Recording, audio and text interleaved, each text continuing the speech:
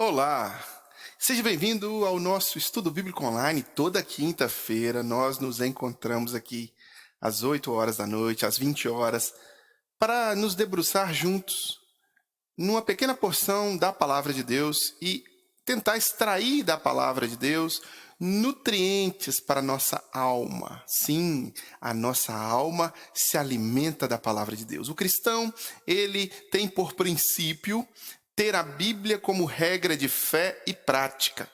E aqui na Igreja do Coração nós temos nos encorajado uns aos outros a nos debruçar o máximo possível sobre o texto sagrado.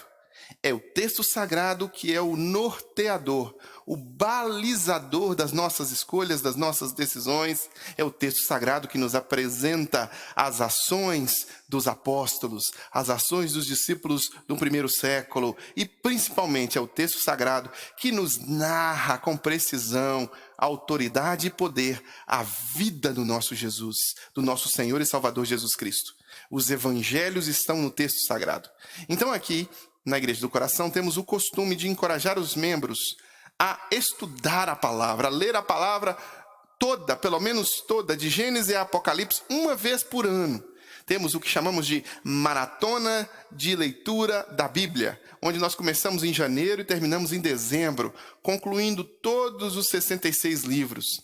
Temos também, costumeiramente, oportunidades para que os membros de nossa igreja e aqueles que estão próximos a nós e querem também se voluntariamente aprender a palavra, possam ter mais acesso ao texto sagrado, às compreensões do que o texto diz e algumas nuances que por vezes são de difícil interpretação quando lidas sem o auxílio exegético ou hermenêutico de alguém que a Bíblia chama de mestre, né? Pastores e mestres, que a Bíblia fala que Deus chama uns para pastores e mestres que têm essa função, né? Este que vos fala aqui foi vocacionado, chamado por Deus para esse ministério, que é o que nós estamos tentando fazer aqui agora.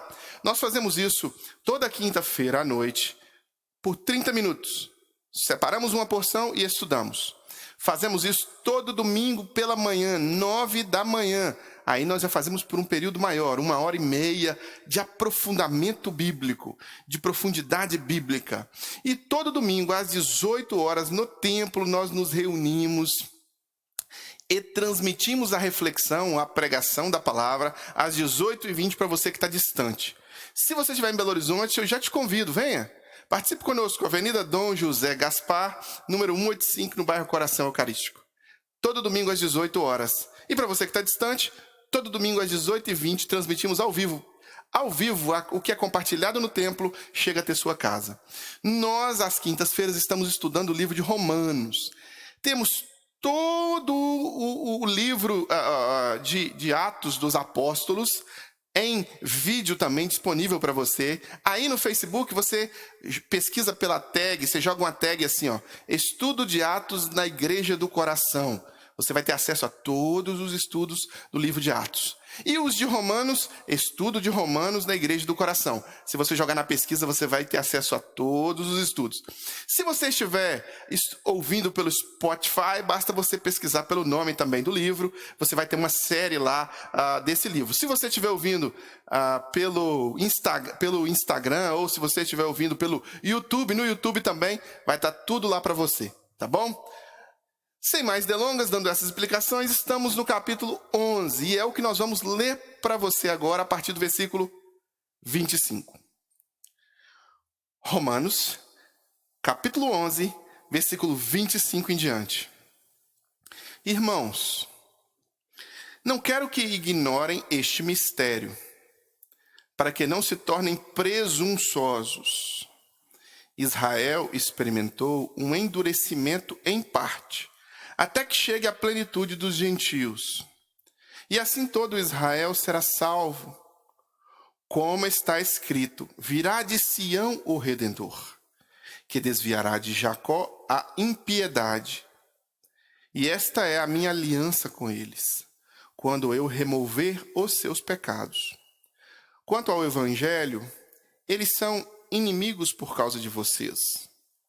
Mas quanto à eleição, são amados por causa dos patriarcas. pois os dons e o chamado de Deus são irrevogáveis. Assim como vocês, que antes eram desobedientes a Deus, mas agora receberam misericórdia, graças à desobediência deles. Assim também agora, eles se tornarão desobedientes, a fim de que também recebam agora misericórdia, graças à misericórdia de Deus para com vocês. Pois Deus colocou todos sobre a desobediência para exercer misericórdia para com todos. Ó profundidade da riqueza, da sabedoria e do conhecimento de Deus! Quão insondáveis são os seus juízos e inescrutáveis os seus caminhos! Quem conheceu a mente do Senhor? Ou quem foi seu conselheiro? Quem primeiro lhe deu para que ele o recompense? Pois dele, por ele, para ele, são todas as coisas. A ele seja a glória para sempre. Amém. Amém. Aleluia. Um hino de louvor do versículo 33 ao versículo 36, que nós lemos agora juntos, você acompanhou na sua tela aí. Do 33 ao 36 é um hino de louvor e de adoração ao Senhor, né? Nós, inclusive, como Igreja do Senhor, já há muitas décadas, a Igreja Cristã Evangélica, a Presbiteriana, a Batista, outras denominações evangélicas, cantam este hino, né? Ó profundidade da riqueza e da sabedoria do conhecimento de Deus. Quão insondáveis teus juízos, inescrutáveis teus caminhos. Quem conheceu a mente do nosso Senhor?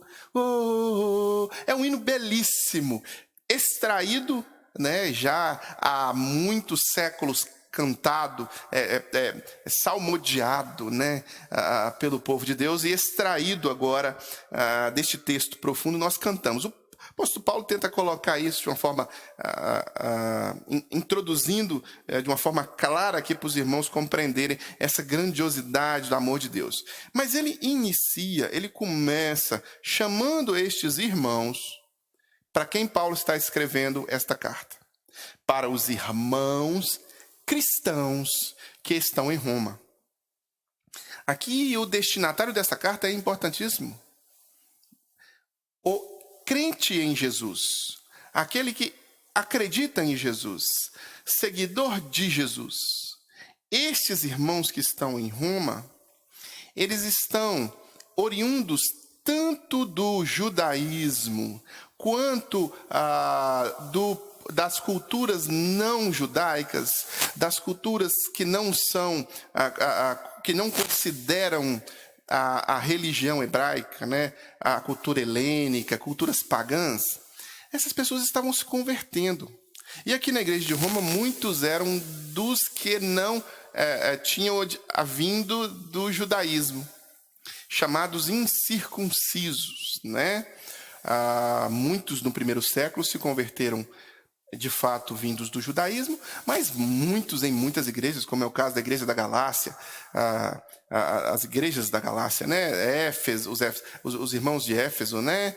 E outros que se convertiam de uma cultura às vezes romana, às vezes helênica, e eles não tinham os mesmos hábitos culturais e religiosos que os judeus. E como Jesus veio de uma linhagem patriarcal, sacerdotal, judaica, né? Jesus era o rei dos judeus, chamado rei dos judeus. Como Jesus vem naquele contexto, muitos no primeiro século compreendiam que determinadas práticas judaicas eram concedidas a este povo e somente a este povo, tanto como nação, quanto como também religião. E muitos entendiam que, de fato, o cristianismo ele não estava ali rompendo com o judaísmo. O cristianismo Cristo seria só um judeu e que as práticas judaicas não seriam abolidas, em especial as práticas judaicas ligadas a questões de saúde, por exemplo, ou muitas das práticas das quais tinham com relação à cultura e comportamento. Hoje elas estão completamente abolidas dentro do contexto do Novo Testamento, de igrejas neotestamentárias, né? Hoje nós temos outras práticas. Mas, nesse primeiro século, havia muitos embates quanto a isso. Havia muita dificuldade de se refinar ali, né? De afinar o tom da doutrina cristã. E um dos desafios que o apóstolo Paulo estava tentando nesse primeiro século, aqui ele não conhecia os irmãos de Roma, ele não tinha ido ainda a Roma, e ele manda uma carta para os irmãos para preparar essa viagem que ele havia planejado há muito tempo. Ele está planejando viajar. Paulo era um missionário, ele vivia de uma forma itinerante, e ele iria até Roma, e ele escreve essa carta, orientando esses irmãos quanto a várias coisas importantes na doutrina cristã que precisavam ser refinadas. Pedro fez isso, Tiago fez isso também, né? Mas Paulo foi o principal expoente dessa tentativa de amarração de toda a doutrina cristã para que ela não se perdesse. E aqui ele diz que não queria que os irmãos ignorassem o mistério e que não houvesse presunção no coração dos irmãos quanto a esta ideia de origem hebraica, de origem judaica, não só da linhagem de Jesus, como também das promessas feitas lá no Antigo Testamento, né? Ele menciona virá de Sião o Redentor, que desviará de Jacó a impiedade, e esta é a minha aliança com eles quando eu remover os seus pecados. O apóstolo Paulo faz de novo aqui, né, mais uma introdução de um texto do Antigo Testamento para mostrar para os irmãos que estão vivendo ali aquela nova aliança. Aqui nós falamos de uma antiga aliança em Abraão, uma aliança nos patriarcas, uma aliança nos profetas. Que aliança era essa? Era uma aliança que anunciava a vinda do Messias. A aliança, ou antiga aliança, Antigo Testamento, né? Ela anunciava, ela apontava para um povo escolhido por Deus e que, através deste povo, o Messias prometido, aquele Redentor, aquele Salvador, o que se entregaria pelos pecados de muitos, este Messias, este Salvador, esse Redentor, viria deste povo, desta linhagem, né? Mas isso poderia dar àquele povo, como deu de fato, uma certa cegueira espiritual, uma vaidade espiritual. Então, muitos dos próprios judeus e que criam nesta mensagem da antiga aliança não estavam dispostos a fazer uma nova aliança. Quando Jesus celebra a ceia com os seus apóstolos, na época de Páscoa, ele levanta os elementos, ele diz: esta é a nova aliança no meu sangue. Estes homens, sacerdotes daquela época, eles não estavam dispostos a viver essa nova aliança. Eles acreditavam piamente que Jesus estava agindo de forma herética. Jesus era um herege, que estava ousando ir contra a antiga aliança, enquanto que, na verdade, Jesus não estava indo contra a antiga aliança. Ele era o cumprimento da antiga aliança. A antiga aliança era celebrada nele, em Jesus. E aí esses homens, que movidos por forças políticas, movidos por forças religiosas, eles acabam por crucificar Jesus. E eles continuaram perseguindo os discípulos aqui no primeiro século, aqueles que entenderam a nova aliança. E aqui, dentro do contexto cristão, vinham pessoas que estavam vindo celebrando a partir da nova aliança. Os incircuncisos vinham entendendo a antiga aliança, mas celebrando somente em Jesus a sua vida. Então eles não se circuncidavam, eles não passavam por rituais, mas também no meio daquele povo que estava formando esta nova aliança, vinham aqueles que vinham da antiga aliança, que acreditavam que tinham que manter práticas instituídas em Abraão, em Moisés, práticas culturais, práticas de saúde, práticas ligadas às disciplinas do corpo, da mente e da religião. Então, havia uns embates assim, e muitos dos que eram da antiga aliança e que se convertiam à nova aliança, mantinham em seu coração, às vezes, um pouco de soberba. E aí o apóstolo vai dizer assim: quanto ao evangelho, ou seja, quanto à boa notícia, o que a palavra evangelho significa? Boa notícia. Essa palavra evangelho, ela não é uma palavra bíblica, ela não vem do contexto bíblico, ela vem do contexto político. O que era a palavra, como que era usada a palavra evangelho? Quando o filho de um imperador ia nascer, quando ia ter uma mudança política muito importante, que mudaria o destino de uma nação, coisas importantíssimas se chamavam de evangelho. Então, olha, o evangelho de César vai ser anunciado, ou seja, a boa notícia, a boa nova de César vai ser anunciada. O evangelho de Jesus foi anunciado. O rei, né? Quanto ao evangelho, né? Eles são inimigos por causa de vocês. Ele está se referindo àqueles da antiga aliança que não entenderam ainda a nova aliança. Aqueles que crucificaram Jesus, aqueles que estavam dizendo que estavam sendo zelosos, mas que na verdade esse zelo não era para com as profecias e as promessas de Deus e um relacionamento com Deus. Esse zelo era para com a estrutura política religiosa que eles haviam criado. Eles estavam mais interessados em manter o status quo político religioso. Eles não estavam interessados em fazer a vontade de Deus. Assim, eles são inimigos por causa de vocês, mas quanto à eleição, são amados por causa dos patriarcas. Pois os dons e o chamado de Deus são irrevogáveis. O apóstolo Paulo tenta dizer para os irmãos que, independente da origem, quer seja helênica, quer seja eles que não considerassem os perseguidores como alguém que não estaria apto também à salvação, porque Jesus morreu por todos, né? E que Jesus também tinha um interesse em salvar todos, que o interesse de Deus é que todos sejam salvos.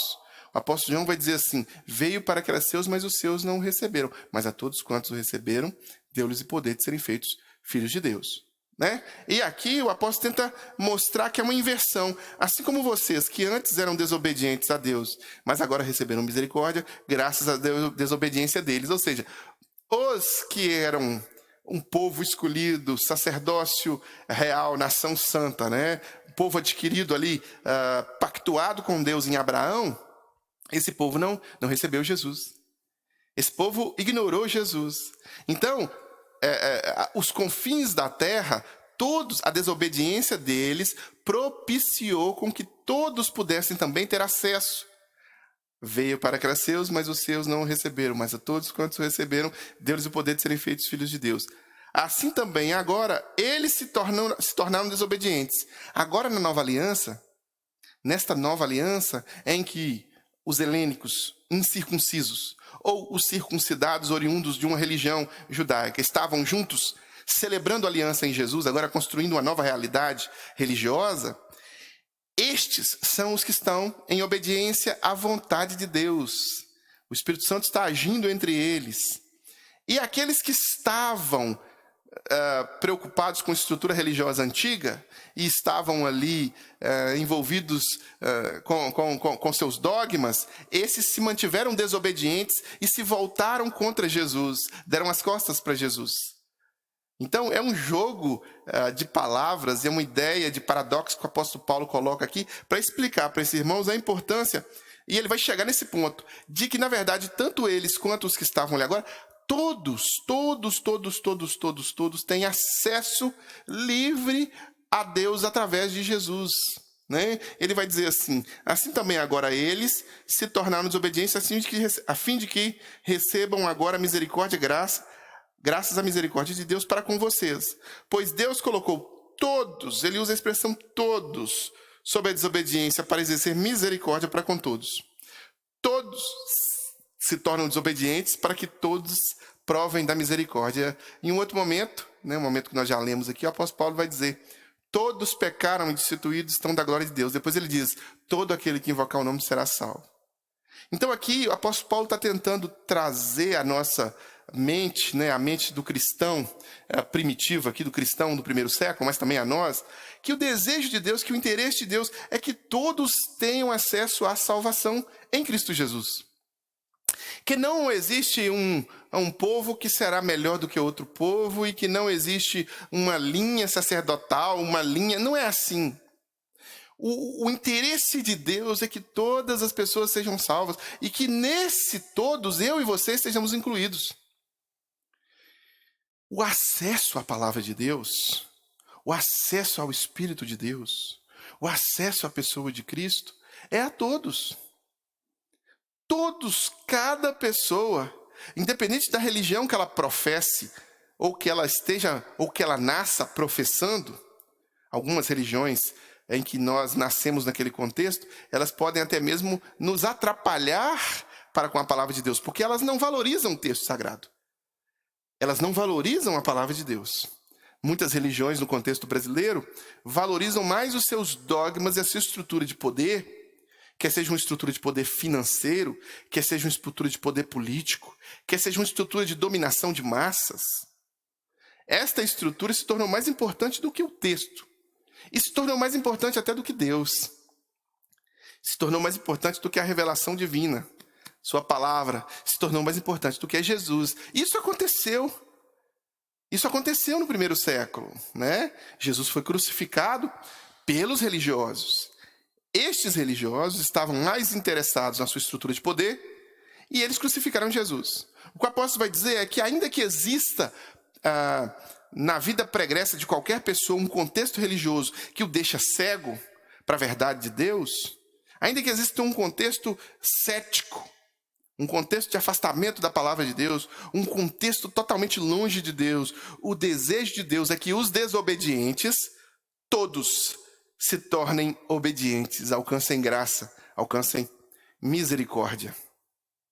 E quando ele diz isso, ele nos inclui a todos. Ele me inclui, ele inclui você, ele inclui as minhas desobediências, ele inclui as suas desobediências. O desejo de Deus é que todos nós sejamos incluídos debaixo da sua santa e protetora direção. Boa, perfeita e agradável vontade. Mas para que isso aconteça, nós precisamos tomar as nossas decisões. A riqueza, a sabedoria, o conhecimento de Deus é profundo. Quando ele usa profundidade da riqueza e da sabedoria, do conhecimento de Deus, quão insondáveis são os seus juízos, inescrutáveis são os seus caminhos, né? Ele está dizendo que o amor de Deus, a própria pessoa de Deus, né, em Cristo Jesus, ela é infinitamente mais bondosa, poderosa, presente, amorosa, perfeita, e todas as qualidades e atributos que Deus tem, mais do que o que nós imaginamos. O que nós imaginamos só vai até aqui, mas Deus é muito, muito, muito, muito, muito, muito, muito, muito, muito mais. Então Deus, ele é perdoador de uma forma que nós às vezes nem imaginamos. E essa misericórdia divina, ela suplanta, ela supera toda e qualquer expectativa que você ou que eu tenha. E que a estrutura religiosa tem. Então às vezes Deus nos surpreenderá com a sua misericórdia e com a sua graça muito mais do que nós imaginamos. O desejo de Deus para conosco é que nós passemos pelo caminho que Jesus deixou trilhado. E Jesus diz: eu sou o caminho, a verdade e a vida, e ninguém vem ao Pai a não ser por mim. E passando pelo caminho que Jesus deixou trilhado, passando pelo próprio Jesus, aquele que é o Redentor, versículo 26, aquele que é o Redentor, que nos tira da impiedade, que tira-nos do natural humano e nos leva para uma vida sobrenatural, de experiências profundas e intensas com perdão, restauração, santificação, regeneração. São tantas as possibilidades que são abertas quando nós estamos em Cristo, quando nós nos comprometemos com Jesus, né? E aí o apóstolo Paulo vai tentar fechar, né? É por ele, para ele, por ele é tudo, é Jesus, ele é o alfa, ele é o ômega. É em Jesus que todas as coisas acontecem, é a partir de Jesus que todas as coisas acontecem, e é por Jesus que nós, como cristãos, existimos. E nós, eu, você, todos nós somos convidados a nos entregar a Jesus. E é este o convite de Gênesis e Apocalipse. Este é o maior convite para a sua vida, para a sua alma. Se entregue a Jesus. Se entregue não somente aos ensinamentos e à filosofia e à cosmovisão que Jesus implantou no mundo. Se entregue a ponto de ter um relacionamento pessoal com Jesus. Jesus ama você. Jesus ama judeus, gregos, romanos. Jesus ama cristãos. Jesus ama não cristãos.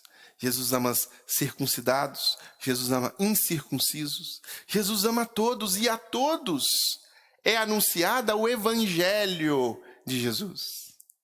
É claro que muitos de nós, tanto judeus, quanto gregos, quanto cristãos, vamos somente ouvir, mas nós não vamos nos relacionar com Jesus. A boa notícia de Jesus não vai entrar no nosso coração a ponto de nos transformar de dentro para fora. Mas o desafio de Deus e o desafio que eu gostaria de deixar para você nesse momento agora é que essa boa notícia impactasse o seu coração a ponto de atrair você para uma comunhão profunda com Ele. Uma comunhão intensa, pessoal, próxima. E que você pudesse ter em sua vida também, um caminhar diário com Jesus. Não estou aqui querendo dizer que você tem que se tornar um religioso fanático, mas estou dizendo que você tem que se tornar um salvo por Cristo Jesus, um remido e lavado no sangue de Jesus, alguém que caminha com Jesus todos os dias. E o apóstolo Paulo tenta orientar esses irmãos a caminhar com Jesus, e ele tenta nos orientar também a caminhar com Jesus. Então eu quero te desafiar e quero orar por você.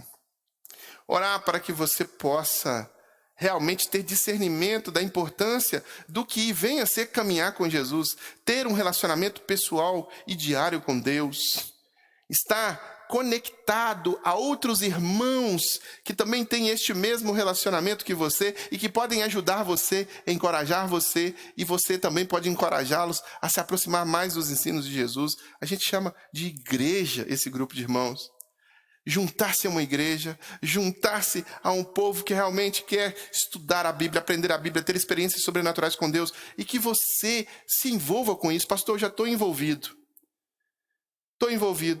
O desafio para você que já está envolvido é que você mergulhe mais ainda nesse relacionamento com Jesus, que você se aproxime mais ainda de Jesus, que você caminhe mais ainda com Jesus, e que todo esse conhecimento, essa sabedoria, essa profundidade, todos os juízos, esse juízo inescrutável, insondáveis caminhos, tudo isso, que isso possa ser parte da sua realidade e que você tenha um relacionamento com Deus a ponto da sua fé guiar você em toda essa majestade, em toda essa grandeza divina, que ela se torna tão transcendente e tão intocável, mas ao mesmo tempo na pessoa de Jesus ela se torna imanente e pessoal.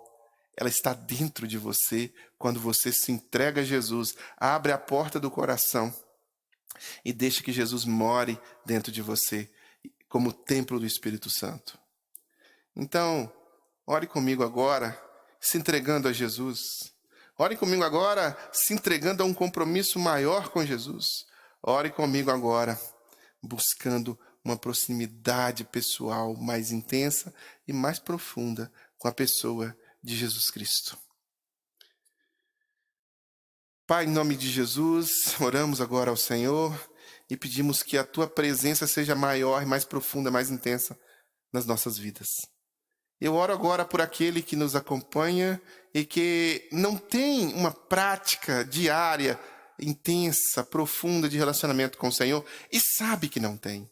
Sabe que por mais religioso que seja, não se entregou a Jesus ainda, não é morada do Espírito Santo ainda, não é propriedade exclusiva de Jesus. Que hoje essa vida se entregue ao Senhor, que hoje essa vida se dobre ao seu nome, que hoje esta pessoa possa se tornar de desobediente para obediente, de alguém que está fora da graça para alguém que está embriagado pela graça, tocado pela graça de Cristo.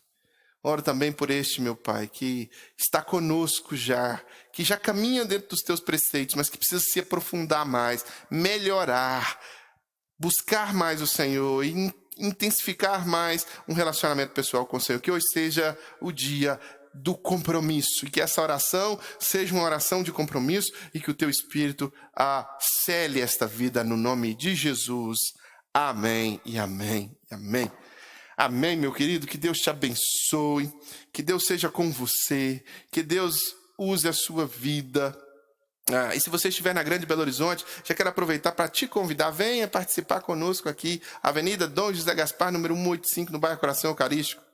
Se você quiser, pastor, eu quero abençoar o trabalho, quero mandar uma oferta, quero contribuir, quero mandar o meu dízimo. Também você pode fazer isso. Basta que você use a chave Pix financeiro@igrejadocoração.com. Através dessa chave Pix você faz transferência. Pastor, eu não uso o Pix ainda. Está na sua tela aí, depois é só você voltar e paralisar a tela. Está na sua tela aí o número da conta, CNPJ, informações bancárias da igreja, banco, conta, está tudo aí. Tá bom? Que Deus abençoe você, seja sempre muito bem-vindo nas redes sociais da Igreja do Coração. Até o nosso próximo encontro. Que amor de Deus o Pai, comunhão e consolação do Santo Espírito e graça de Jesus seja sobre a sua vida.